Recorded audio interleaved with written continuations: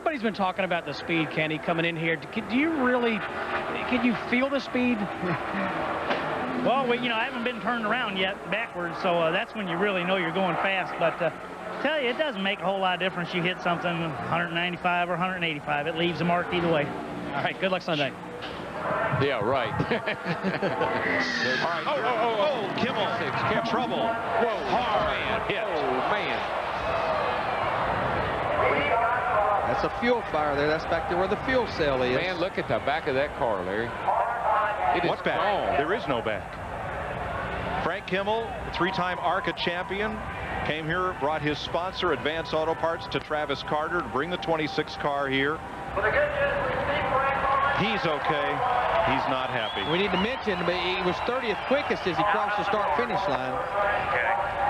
So he is in the show for Sunday, but not with that car. That just shows you how fast 190 plus miles an hour and how it. Piece of the car stuck up there in the fence. They need to go grab Schrader and show him that it does make a difference how fast you're going. And Kenny's right. When those cars get turned around, you really see. Oh boy, the speed here. Now, Travis Carter had shut this race team down and released drivers Joe Nemechek and Todd Bodine after the Kmart bankruptcy filing. The bankruptcy court would not allow them to continue sponsorship payments. But Frank Kimmel called Travis and said, I want to run the car. I can bring a sponsor and we can fund this operation. And so here they were with Texas with high hopes until this happened. Goes down into turn one. He's just out a little bit too wide. See the right rear tires right up in that gray. He just got it in there a little too high. It was almost exactly what happened to Robbie Gordon, just at the opposite end of the racetrack. Exactly. Boy, that was a hard lick. See, it's out. He's gone. It's out from under him before he ever even. He's just starting to think about making the turn. The car is already turning around with him before he even gets there. And you can see the fuel cell was shoved all the way into the rear end housing, and no combination of a steel box and a bladder is going to withstand that kind of hit. Now, these cars normally will qualify with what we call low fuel. That car probably only has 5 to 7 gallons of fuel in the fuel cell. They do that in order to increase nose weight as well as get the ballast of the car as low as they possibly can.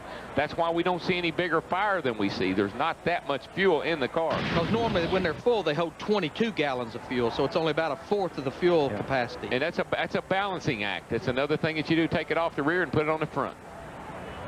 All right, so Kimmel is 30th. He will be in the race Sunday with a backup car.